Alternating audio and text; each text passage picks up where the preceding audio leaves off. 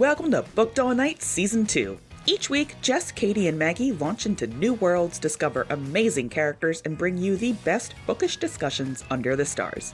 We're a cozy little corner of the internet, so be sure to leave a comment and join the polls after each episode.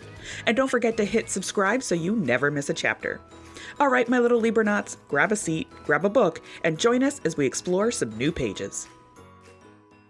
Please be aware that this book contains scenes of violence and abuse, suicide ideation, discussion, and references to sexual assault, though no on-page depictions, alcohol addiction, and torture.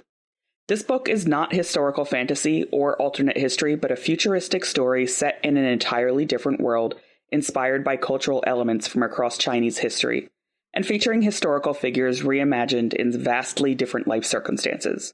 Considerable creative liberties were taken during the reimagining of these historical figures, such as changing their family upbringing or relative age to each other, because accuracy to a particular era was not the goal. To get an authentic view of history, please consult non-fiction sources. So, the book ended. It did. I sure forgot about a whole lot that happened in part 4. I cannot believe how much I forgot.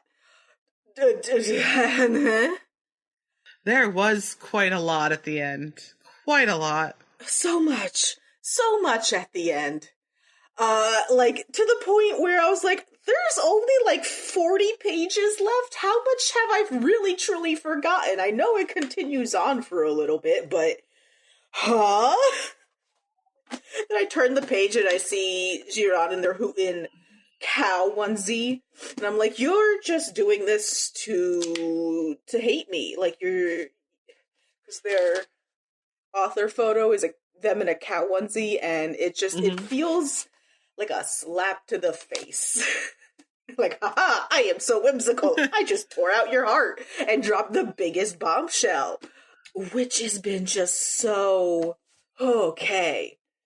So when we last left off, they just tortured a man to death. Yes. Got it all on camera. Yes. And we're about to run out into the war zone to try and launch a surprise attack against the Hundans. The Houdinis. The Houdinis and Didis. But I want to talk about foreshadowing and how it's been used throughout the entire book, but especially in part 4. The entire point of this book, of the message that they're trying to kind of get across, is things are being deliberately kept secret. There is just this shroud of illusions over all of society of this is what, these things are this way, and, they can't be any other way. Girls have to die. Boys are stronger. That whole thing. And we get to part 4.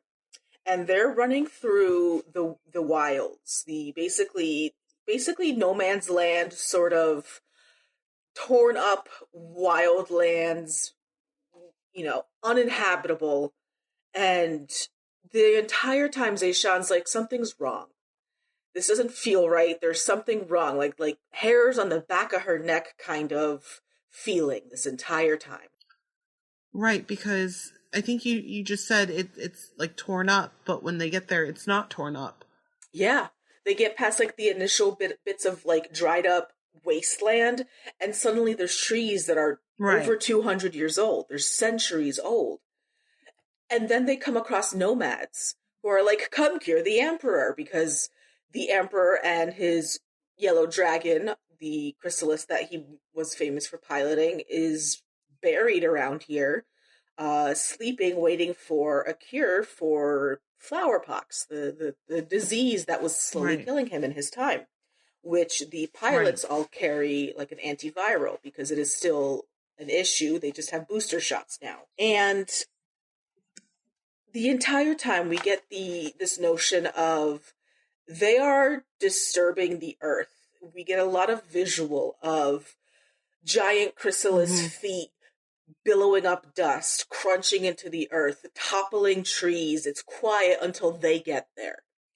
And then when they get to the Emperor-class Hundans, they start to hear voices. Hundwin. Houdinis. Just like that. Yes. Hundwin. They start hearing voices. God damn it. They start hearing voices, and all of them are just screaming, "Leave us alone, get out." They are screaming about your god-awful Chinese, is what they are screaming about. Yeah, well, I can't pronounce vowels. I'm Polish. I know R's and Z's and C's and S's. But basically, this entire time, all of the Chrysalis pilots are getting these horrified, terror-filled voices shouted into their brains to leave us alone, quote unquote. If I could scream into people's heads, that's what I would also be screaming. Leave us alone. We are Venom. It takes them a minute to realize it's actually the Hundwins who are screaming at them. And they're like, this is weird. They're not supposed to be sentient. And yet they are. And they feel things. And like, we get a little bit of this foreshadowed earlier on in the book during like the first time Zeshan pilots I forget exactly what chrysalis it was. It doesn't matter because I have forgotten at this point. The fox, yes. Because the first time she pilots the fox with Yang Guang, and she's like, overwhelmed by these emotions of like terror and fear, and she at first kind of waves it away as like mindless emotions, just like base animal fear. And then we find out, here towards the end, that they're not just base animal instincts that they're feeling. It's they want them to go away, which this sets up for the big old reveal on the very last page. But so they fight, and then the black turtle, which is big-footed Ma's chrysalis, betrays them and basically attacks the vermilion bird to... I thought it was the other girls. No, it was actually big-footed Ma, because I remember being like, wait, hang on, because she's the white tiger, the one who threw her against the floor. That's the white tiger. She's the one who was like, oh, okay. The family's just gonna use you, don't go back. And Big-Footed Ma was the one who was like, oh, reconnect with your family. And they're here, like, destroying the vermilion bird, ripping off its wings, crushing its head, all because the strategists have their family held hostage, right? And they're like, oh, we had no choice, and you would do the same if your family's in danger. And Zeshan's like, mother effer! You got me to reconnect with them so they could use it against me. But during that attack, Zeshan's like, oh, we need to get out of here. Like, we're gonna die. And Ximin forcibly ejects her and is like, oh, go catch Yi and fly away. And then Ximin dies.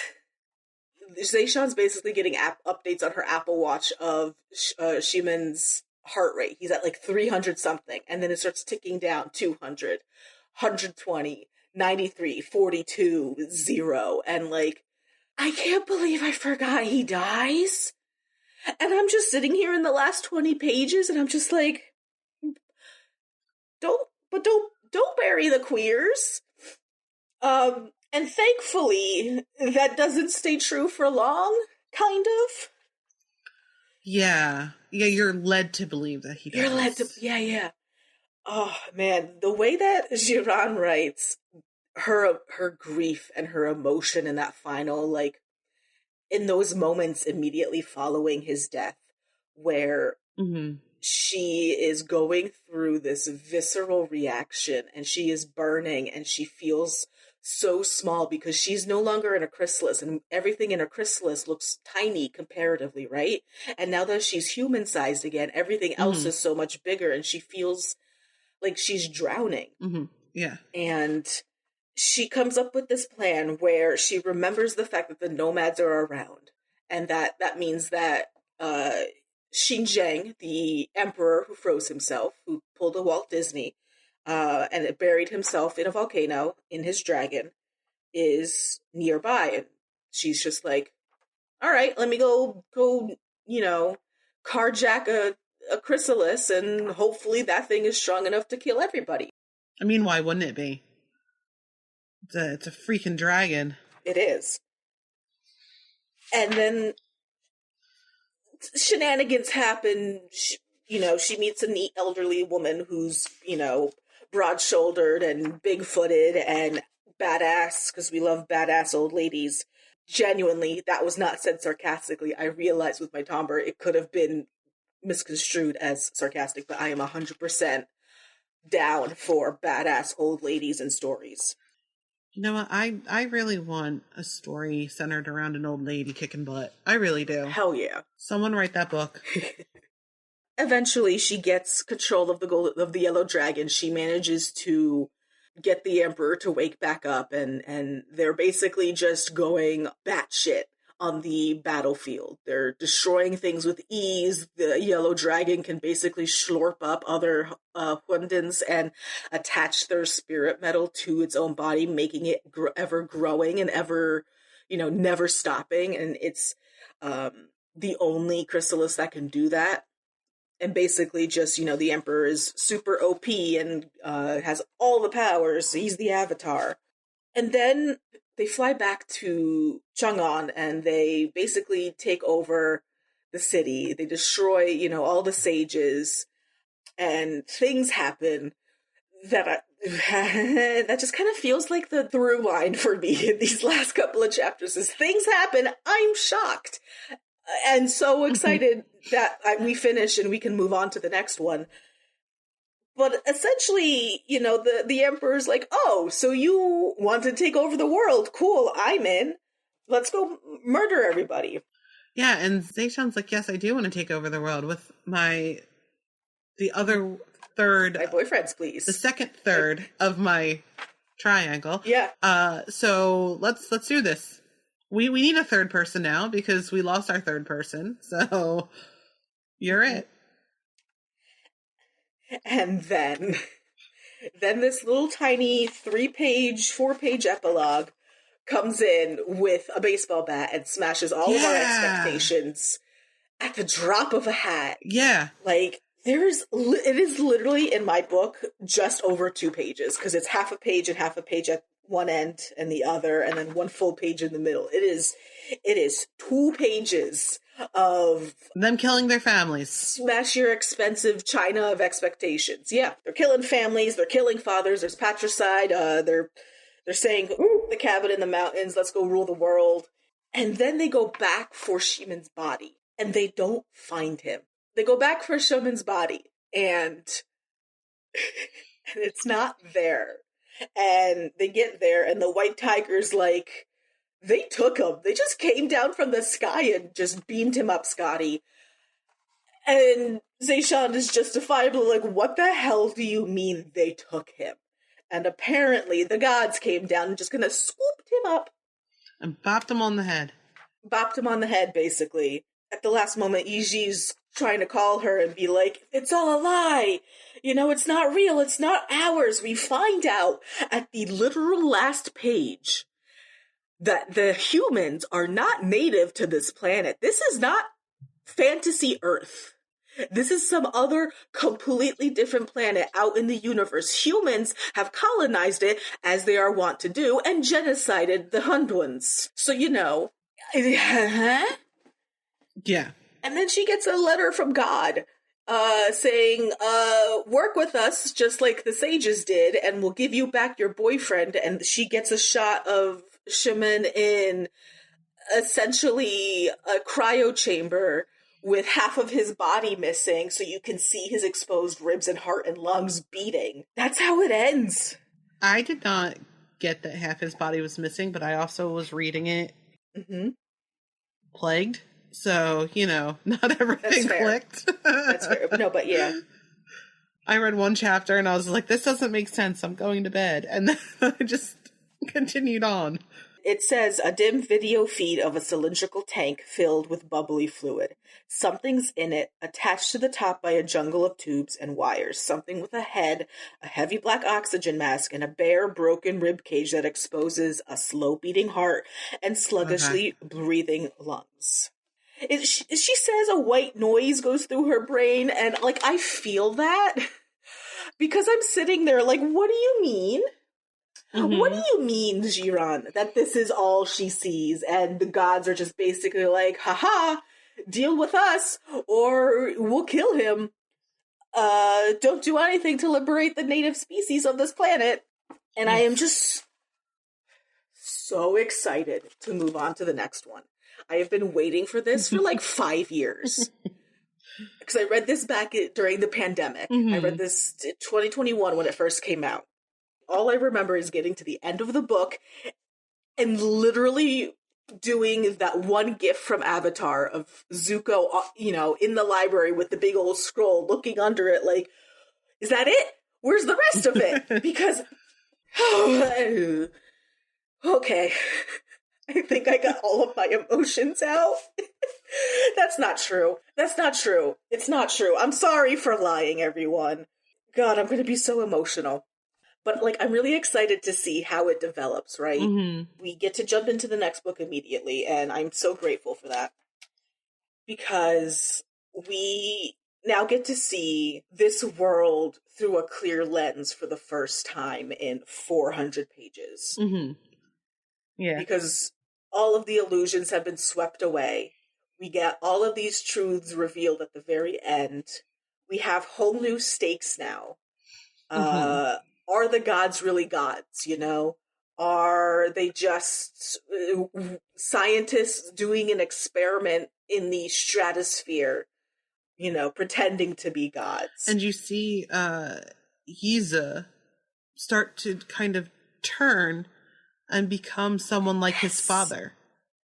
This is what we've been waiting for. Not that we've been waiting for this with him, but I've said it, and I'm sure you've said it. We're we knew something was coming. Yeah, we're this is too good to be true. There's something there. There's something underlying, because why does he have all these tattoos? Why is he, kept in the mafia by his father, basically? His father never, if he didn't feel that one of his sons was an asset, he'd get rid of him. He wouldn't have him in this mafia. Yeah. And Yiza is in this mafia, so why? And now we're starting to see that just click into place.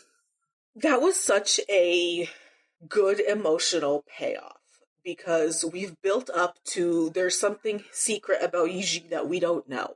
He's hiding something. He's always, robed in long sleeves, and we know that there's something under that kind of cover, but we don't know exactly what. And we get a lot of that. I'm distinctly remembering the moment where Zeshan first meets his father and is like, I wonder how similar they really are. And this entire time, he's sort of being almost underestimated as a character, because the entire time they're like, oh, he's just a rich boy. He doesn't know, the truth. He doesn't know how to make the hard choices, essentially. And at the end, he gets out on the dragon's head and shoots his father, and is basically like, all right, everyone who used to work for my dad, you work for us now, and if you don't, we kill your families. Got it? Capiche? Great. That whole scene setting up to his patricide, essentially. His dad is using the video that he recorded of Zeshan naked as sort of leverage, like, oh, you don't want him to see this video, and she's like, shut up, and he's like, it doesn't, she's like, it doesn't matter, and Yiji's just like, you're right, it doesn't matter, bang, and just turns everything on its head at that point. Like, they have, suddenly it's not just the three of them in a single chrysalis, where they will eventually run out of chi. They now have the entire essential mafia behind them. They have this army. They have the other chrysalis fighters sort of terrified of them, because they saw that the yellow dragon basically just tore through the Emperor class Hunduins as easy as a hot knife through butter. Right. And it's a chrysalis that they haven't even seen in 200 years? In over 200 years? So these people who are manning the other chrysalises just see this mythical, talked about chrysalis, like, hey, this used to be like a big deal, and then it just went missing, and it's been 200 years, and blah, blah, blah. Just come out of the sky and just... Yeah. If Jesus Christ was a dragon, and this was the second coming, I feel like that's kind of how they were feeling when they see this legendary dragon come out. Blue eyes, white dragon. Blue eyes, white dragon. Suck up a bunch of Hunduins, and... If Jesus was a dragon? Was a dragon. You couldn't think of of any other, of nothing better? You sure? Nothing better. Nothing better. Nope. Oh my gosh. But yeah, it's just this legendary figure of myth showing up, saving their asses from total annihilation, and then turning it right around and being like, oh, by the way, you live under our thumb now. She claims herself as Empress Wu instead of Pilot Wu now, and it's so satisfying. Not to mention, she got revenge on the Black Turtle. Like, she literally took out all the enemies, ripped apart the Black Turtle, and was just like, y'all gotta follow me now. I think it was described like you can barely see the tiny streams of blood between the claws of the dragon, and that was just so metal. I loved it. She gets angrier and angrier as the book progresses, and she starts off at like a pretty high level of angry, and it just goes like exponentially. Like, I love this for her. I love that she becomes so unhinged that she declares herself Empress of the world, that she has all of this hate and rage and absolute just nothing but wanting revenge, right? Like, that is her core principle, is everyone is beneath me and I will squish them like the bugs they are. Mwah! Mwah! So good. Because you always get these characters who, especially in fantasy books, especially in like books with female main characters, and they always end up either giving back this power. They always are like, oh no, I couldn't possibly do this. I couldn't turn on my own people. I couldn't crush the palace with my family beneath the awning. Which she does, and is great, because her parents, like, in a last-ditch effort to be like, at least spare your brother, and she's just like, I've only ever been water for them to throw out the door. They have never cared for her, and she's just like, you're in my way, sorry, smash. And it's so good. I love this book. It's been a long time since I've read it, and, like, I still love this so much. Are you saying that she basically went, move, bitch, get out the way, to her family and just crushed them? No, she did not say move, bitch. She said, you're in my way, and just smashed them. There was no, hey, get out of my way. Well, for the meme, yes, move, bitch, get out the way. It was basically that one vine of the one guy, like, in an office going, move, I'm gay, and pushing people out of the way. Except, move, I'm the Empress. I am rage incarnate. Regardless, this is a book that, when I had first read it, I had been in an intense reading-related burnout. Fresh out of college, fresh out of my master's, and I just could not look at the written word. Fresh out of to give. Exactly. And I just could not look at the written word without wanting to tear my own hair out. And I picked this book up. I read it with a friend as a little buddy read, and we screamed about it constantly for like the 2 weeks that it took us to read it. And I still love it.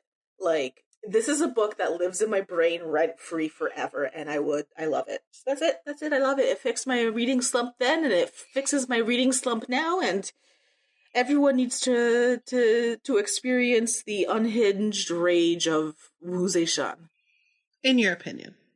Mm-hmm. In my opinion, of course. I know Jessica did not like this book. Yes. Which makes me sad on a emotional level. It was not that I did not like it. It was that I needed a break, and I just wasn't, like, into it, and I haven't been into a few books lately, so, like, I'm getting into a slump. But my hope is that, like, it's still on my Kindle, it's still on my shelf for the copies of Heavenly Tyrant that we got, and I do want to read it, because it, like, there's giant robots in it. Why wouldn't I want to read it? Like, that was kind of my moment where I'm like, why don't I want to read this? Like, it's got everything I like. A completely psychotic main character, feminine rage, giant robots, like, especially giant robots. I don't get to see giant robots as much anymore. Mm-hmm. But, like, the slump slumped. So That's fair. Yeah, so I just took a break. Just know that I'm hurt and betrayed for forever. Oh, okay. Okay. Until you text me at 3 a.m. ranting about this book. Oh, okay. Only then will our friendship be maintained. Oh, okay. Okay. And back to giant robots. I'm going off now. Back to your regularly scheduled triangle robots. I struggled with stopping at every part on this book. Like, this is something that I brought up before, but the way that this book was written was, I don't know if it was specifically because Xiran has mentioned they have ADHD and they just wrote the book in a way that most appeals to them, or if this is just because the writing is so much better than the last book we read immediately before this, that I just wanted to zoom through it. I just wanted to keep going and never put it down. But I think that's like a very difficult thing to achieve in a book, mostly because you never know what ticks for one person over the other. And, you know, you're encouraged to end each chapter with a cliffhanger. You want them to know more. You need to sprinkle things in an effective manner to not make it so overwhelming they're confused and want to put it down. But they're still you want to make sure they're still engaged and like get that one more chapter feeling. And I think it's done very well here. I don't disagree. I think it was very well done. I enjoyed the book, but everyone's ADHD is different, right? So one person with it is not going to have the same lifestyle or way of thinking that someone else with ADHD would have. And for me, again, I really did enjoy this book. I did. I just felt that it could have, like, there was so much shoved in to the book that I felt that sometimes the jumping around and explaining something that should have been explained a little bit before just kind of caught me off guard or confused me or whatever. And I felt that maybe it was written very well. I just wish there was like maybe more in the series. Yeah. So that Xiran could have slowed down and maybe explained it a little bit more thoroughly, what we needed to have explained to us. Yeah. Because it just felt like, oh, now we're terrorizing this guy, and by the way, this is how the seats are set up, and this is, you know, this and that and this and that, and it was like back and forth, back and forth, back and forth. Yeah. And my ADHD doesn't go that way. That's fair.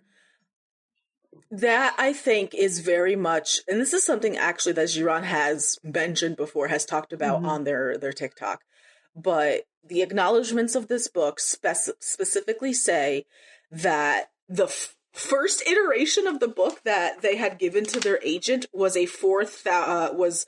was too big and way too dark to sell as YA. So it took a lot of editing down, right? So it was sort of the effect from writing, I don't want to say writing down to YA, but it was trimmed for YA.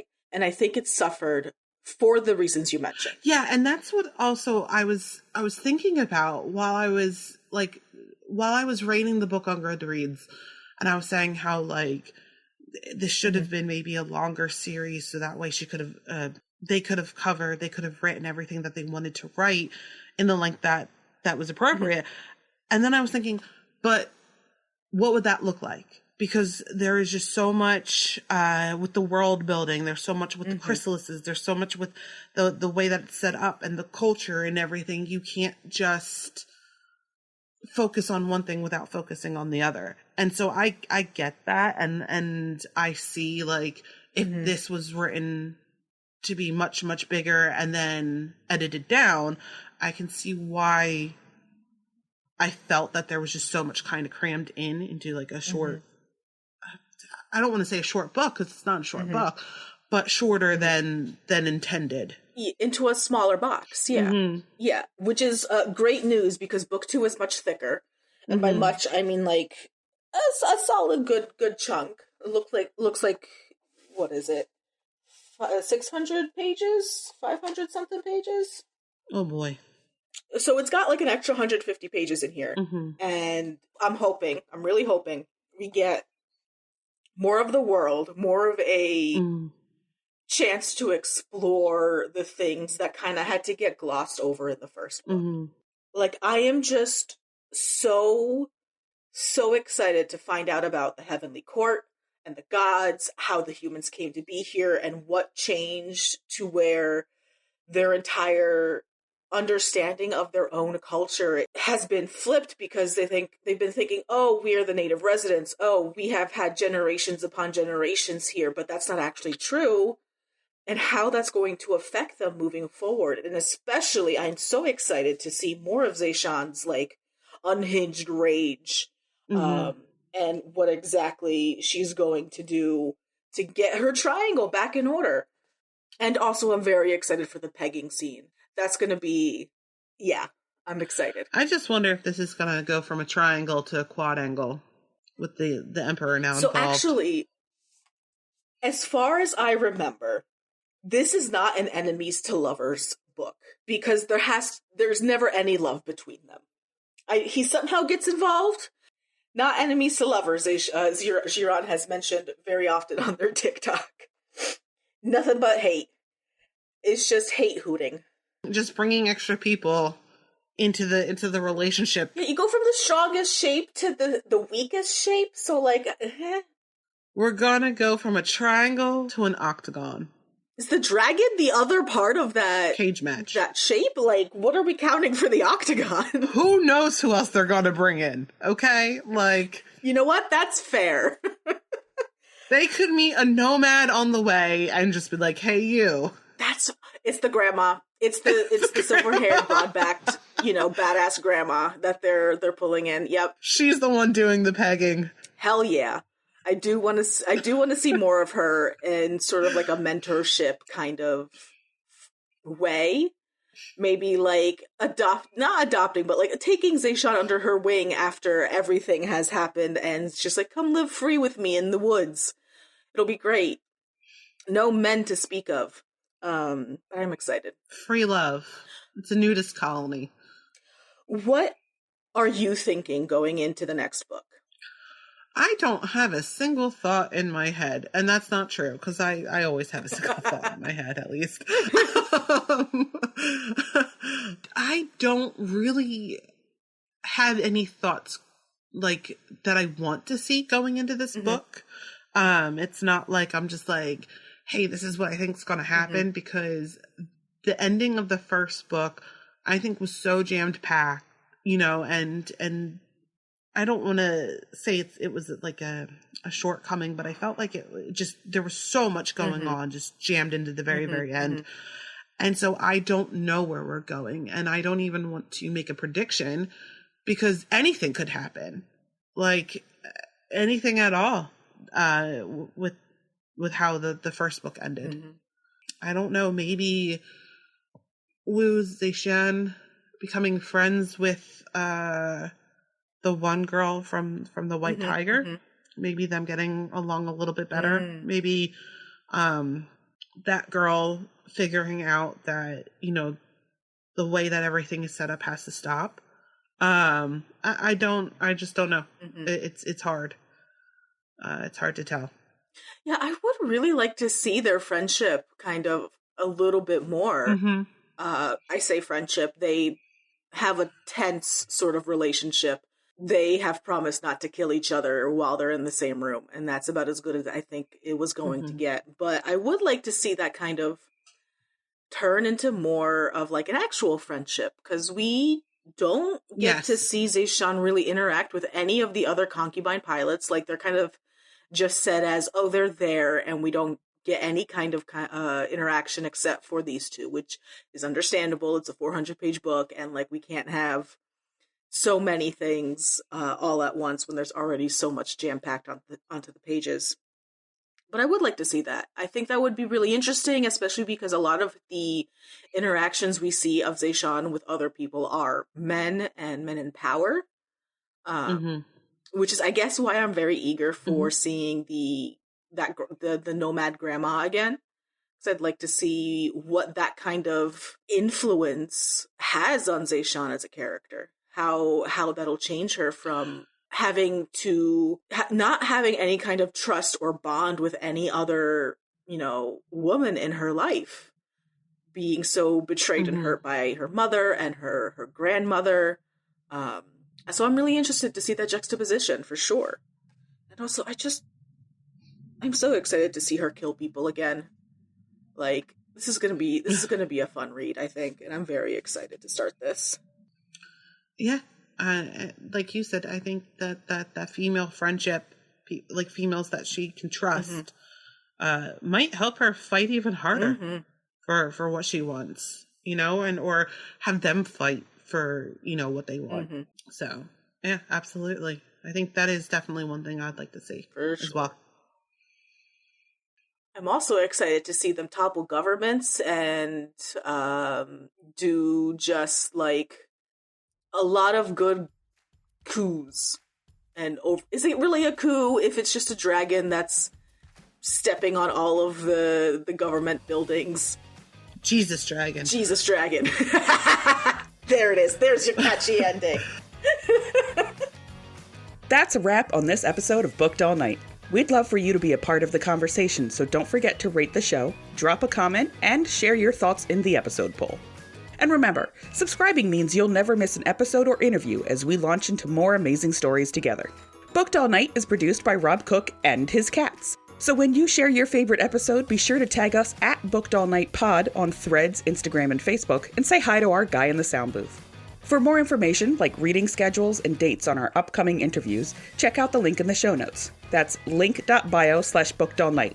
lnk.bio/bookedallnight for those of you who don't check the show notes. Until next time, my little Libernauts, this is Jessica Mary, Kay Leigh, Magdalyn Ann, and producer Rob signing off and reminding you to stay booked all night. I also just want to see how many more names we can in the future podcast. Oh, there's gonna be so many. God, please. We get Xiran Jay now. Introduce us to more people. Xiran Jay Zhao literally made a video to help people correctly pronounce the name. I sent it to both of you. It's in the group chat. I know. I did my best. It's hard to reinforce it yourself when you're not reading it out loud. I'm just reading it in my head, and my head goes, okay, just pronounce it as it reads, because, it's the epitome of how you read. Do you still read the word epitome as epitome? Sometimes. It does sometimes happen. Listen, I'm young, stupid, and English is my second language. Shut up. If I didn't learn Chinese for the TikTok band, I'm not going to learn Chinese for this book. Okay? I'm not saying... I'm not learning another language, Jessica. I'm not saying to learn all the Chinese words. I'm just saying understand Chinese phonetics. Okay, but there's also 11 different dialects. So which dialect are we going off of these names for? Probably Mandarin. Yes. Not happening. Yes. Just learn. It's gonna be sorbet. No. Zacian. No. Charmin Ultra. Yeezy. I'm not even reading the book with you. And it is killing me. It's as bad as when my husband says croissant instead of croissant. It's not hard. Welcome to your nightmare, Jessica. Houdinis. You know what is hard? Polish, okay? The language has no vowels. It's all consonants as far as the eye can see. And I'm not learning that one either. No offense to Maggie, but I'm not learning that. No, that's fair. It's a terrible language to learn. But now Jessica understands how I felt during this fatal kiss. So I feel a little bit justified in how I felt. And I got around those names, and I'll get around these ones. All right? Yeezy, Zacian, Houdini's, Sorbet. Water Goblin Daddy? Exactly. Mm-hmm. All right, so which one of them is going to be Robot Daddy? Dragon Daddy. The Emperor. He's Emperor. Dragon Daddy. But that's also Jesus Dragon. So is it Jesus Dragon? Jesus Dragon or Dragon Daddy? Jesus Daddy. Daddy Jesus Dragon Daddy? The dragon itself is Jesus Dragon, all right? And the person who pilots it is the Dragon Daddy. Okay, but is it Jesus, Dragon Daddy? Or... Maybe we should stop recording before we give Jessica an aneurysm. No, listen. It's not Jesus, Daddy, because Jesus is his father. Right? The Father, the Son, and the Holy Ghost, all three parts of one entity. So you can't separate them.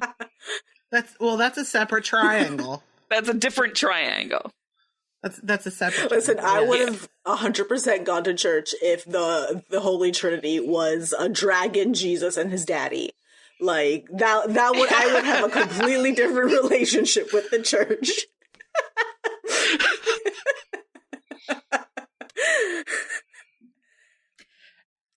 Our dragon, who art in heaven. The body of Christ in the Catholic Church is actually just a dragon scale. Ooh, that's some cool world building right there. Yeah. The body of Dragon Daddy compels you to learn phonetics of Chinese for just a little bit. Just a little bit. Listen, I'm trying, but I learned Japanese first. They have a completely different phonetic.